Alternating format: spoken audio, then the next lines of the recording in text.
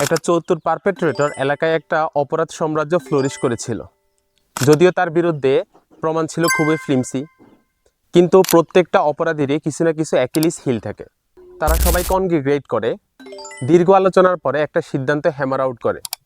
যদি অপরাধী তার দুর্বল জায়গাটা ডাউন প্লে করে, পুলিশ সেই দুর্বল জায়গাটাকে কাজে লাগিয়েই তার অপরাধ সাম্রাজ্যটাকে ডেমোলিশ করে। এভাবে তার সাম্রাজ্য বিনষ্ট হয়ে যায়। এই গল্প থেকে আমরা যেই সকল ইংরেজি জানতে পারি: